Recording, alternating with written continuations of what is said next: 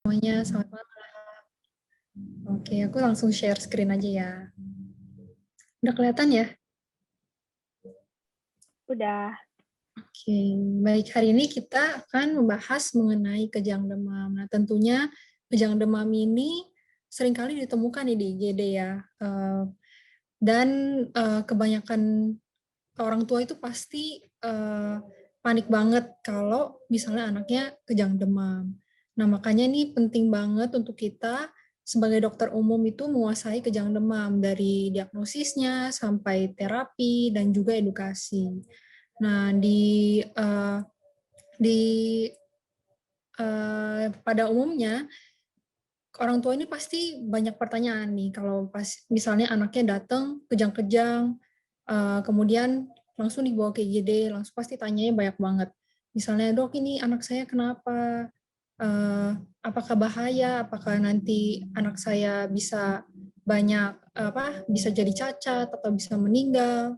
Apakah kejangnya bisa berulang lagi? Kemudian apa yang harus saya lakukan, Dok?" Gitu. Kalau misalnya terjadi lagi. Nah, hari ini kita akan bahas semua tentang itu ya. Jadi kita bahas satu demi satu dari awal, dari definisi dulu ya. Oke, definisi kejang demam itu adalah kejang yang terjadi pada anak berumur 6 bulan sampai 5 tahun. Nah, perhatikan angka-angkanya ya. Kemudian disertai demam. Demam itu yang dibilang sebagai suhu di atas 38 derajat Celcius dengan alat pengukur apapun, mau dari ketiak, mau dari mulut, atau mau dari rektal, sama aja. Kemudian tidak disebabkan oleh proses intrakranial dan juga tidak disebabkan oleh gangguan elektrolit maupun gangguan metabolik. Kemudian satu syarat lagi yaitu bila ada riwayat kejang tanpa demam sebelumnya, maka tidak disebut sebagai kejang demam. Nah, jadi semua kriteria ini harus dipenuhi dari usianya 6 bulan sampai 5 tahun, kemudian suhunya di atas 38, tidak ada eh, tidak disebabkan oleh proses intrakranial. Maksudnya ini adalah seperti infeksi di susunan saraf pusat seperti meningitis atau ensefalitis. Nah, kemudian juga tidak disebabkan gangguan elektrolit metabolik dan tidak ada riwayat kejang tanpa demam sebelumnya. Nah, kalau misalnya dia umurnya kurang dari 6 bulan, biasanya kita nggak pikir dia itu kejang demam dulu. Kita akan berpikir lebih mengarah ke infeksi susunan saraf pusat. Nah, kemudian kalau dia usianya kurang dari 1 tahun, biasanya kita sebutnya kejang neonatus, bukan kejang demam. Ya. Kemudian ada satu lagi, namanya kejang demam plus. Nah, kejang demam plus ini adalah usianya dia lebih dari 6 tahun. Kalau tadi kejang demam biasa adalah sampai 6 tahun. Kalau ini lebih dari 6 tahun. Dan kejang ini biasanya dia akan berhenti di usia 10-12 tahun. Oke. Jadi kejang demam ini adalah bentuk kejang tersering pada masa anak dan dengan puncak insidensinya itu pada usia 18 bulan. Kemudian 2-5% anak berusia 6 bulan sampai 5 tahun dia itu uh, ada mengalami kejang demam. Jadi lumayan besar ya persentasenya. Nah, kemudian 90% kejang demam terjadi pada 3 tahun pertama kehidupan. Dan paling sering itu pada 1 tahun pertama kehidupan ya. Nah, kalau kemudian 4% sebelum usia 6 bulan dan 6% setelah usia 3 tahun. Nah, kejang demam ini dia dibagi menjadi dua. Ada kejang demam sederhana dan kejang demam kompleks. Untuk membedakannya, kita bedakan dari 3 poin ini, yaitu durasi kejangnya, apakah dia singkat atau lama. Nah, kalau sederhana itu singkat, kurang dari 15 menit. Kalau kompleks dia lama, lebih dari 15 menit. Kemudian dari bentuk kejangnya, apakah dia umum, yaitu tonik-klonik, kedua sisi. Kemudian kalau kompleks, kejangnya vokal, satu sisi dulu. Kemudian, atau dia vokal menjadi umum dari satu sisi jadi dua sisi. Kemudian yang ketiga adalah tidak berulang atau berulang dalam 24 jam. Kalau yang sederhana tidak berulang dalam 24 jam, kalau kompleks dia berulang lebih dari satu kali dalam 24 jam. Dan diantaranya itu anaknya sadar ya. Nah, baik. Sekarang menuju ke pendekatan diagnosisnya, tentunya dimulai dengan anamnesis. Nah, anamnesis yang perlu pertama kita lakukan itu adalah menentukan apakah dia kejang atau bukan.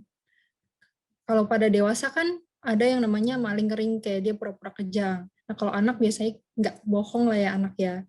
Tapi kita harus bedain, dia itu cuma menggigil atau kejang. Nah, dari yang bisa kita tanyakan itu ada 3 fase, dari pre-iktal, yaitu sebelum kejang terjadi, kemudian iktal itu pada saat kejang terjadi, dan post-iktal itu setelah kejangnya terjadi. Nah, kita bisa tanyakan, nah, apakah dari satu sisi atau langsung dari dua-dua sisi? Nah, seperti badan, kedua tangan, dan kaki kaku, mulai dari kaku dulu. Nah, kemudian pas dia kejang, mulai kelojotan.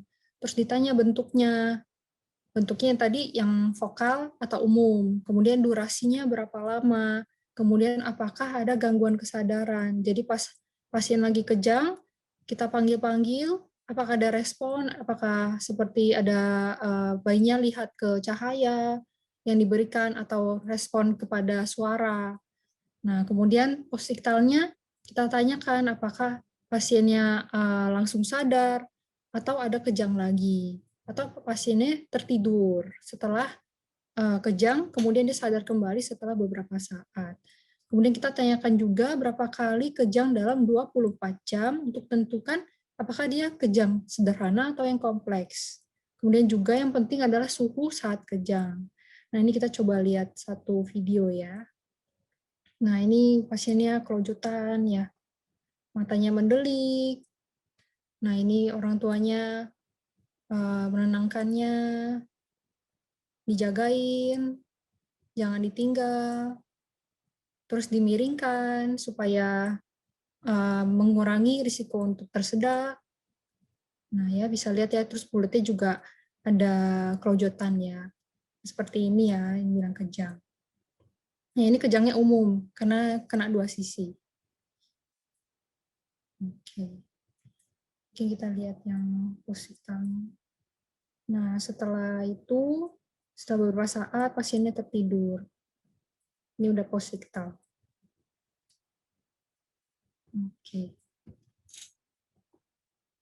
Nah, selanjutnya yang kita tanyakan adalah perdalam anamnesis demam.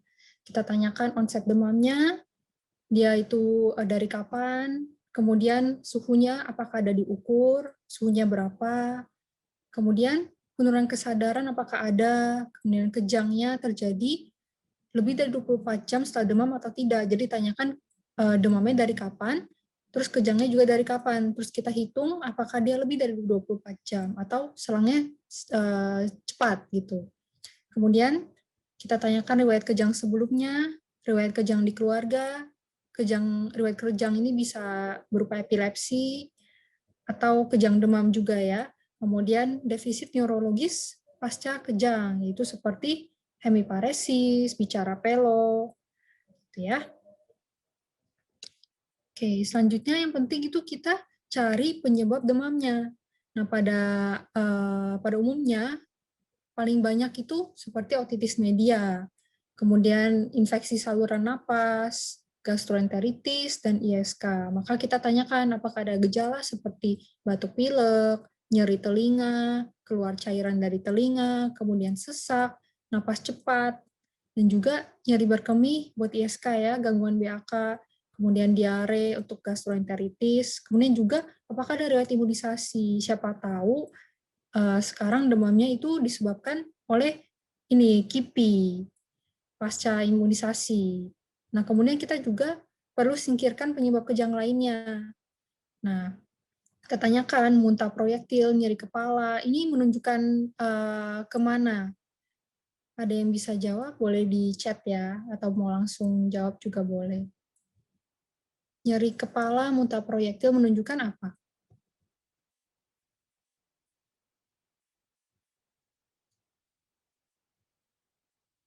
Ada infeksi di mana?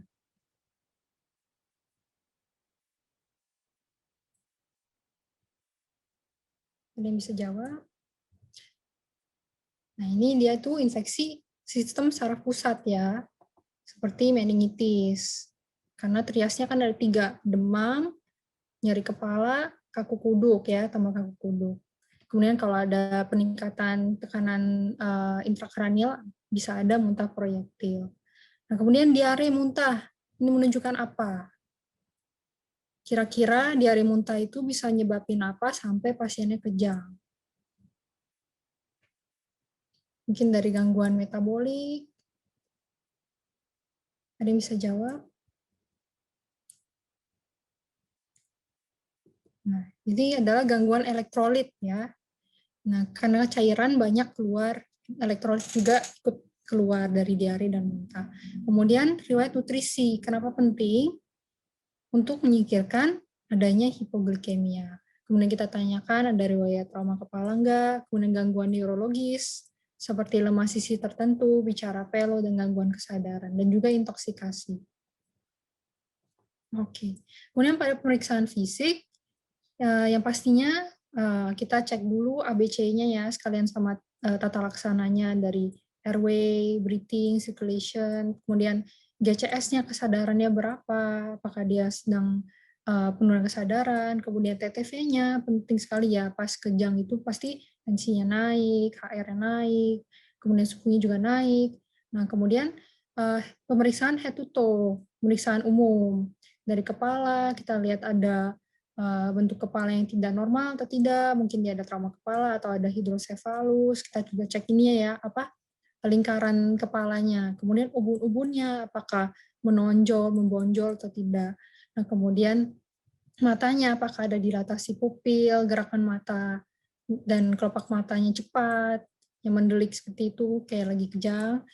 Kemudian refleks cahayanya menurun atau tidak. Kemudian mulutnya apakah ada salivasi berlebihan, ada muntah, mukosa mulut sianosis, kemudian dari THT kita lihat tanda-tanda seperti ada radang ya, ada otitis media ataupun tonsilofaringitis. Kemudian dari dadanya kita lihat apakah penurunan gerakan pernafasan, domain kita lihat ada peningkatan bladder enggak pas saat kejang, kalau setelah kejang relaksasi otot dan hiperperistaltik. Kemudian untuk ekstremitasnya kita lihat apakah ada sianosis dan kelemahan. Nah, yang paling penting adalah kita cek pemeriksaan neurologis dari tanda rangsang meningeal, dari kaku kuduk, Brudzinski, Lasek, Kernik, pastinya semuanya udah tahu ya, apalagi yang udah lewatin neuro ya. Nah, kemudian pemeriksaan nervus kranial, refleks batang otak, tonus otot, kekuatan otot, kemudian motoriknya kita bisa cek lateralisasi, karena kan pasiennya kan biasanya penurunan kesadaran misalnya. Kita cek ada lateralisasi enggak. Kemudian ada refleks fisiologisnya bagaimana dan apakah ada refleks patologis. Ini semua untuk menyingkirkan adanya gangguan di intrakranial. Kemudian apakah ada peningkatan tekanan intrakranial seperti bunuh-bunuh membonjol, kemudian papil edem, kita ceknya dengan funduskopi, dan penurunan kesadaran. Kemudian tanda infeksi lainnya juga harus kita cari. Seperti tadi ya, yang otitis media kita lihat telinganya, gendangnya apakah membran timpaninya apakah hiperemis, suppuratif. Nah, kemudian tonsilofaringitis kita lihat tonsil dan faring apakah hiperemis, apakah ada detritus. Kalau ada detritus kan kita pikirnya ke bakteri. Kemudian kalau gastroenteritis ISK kita cek lagi selanjutnya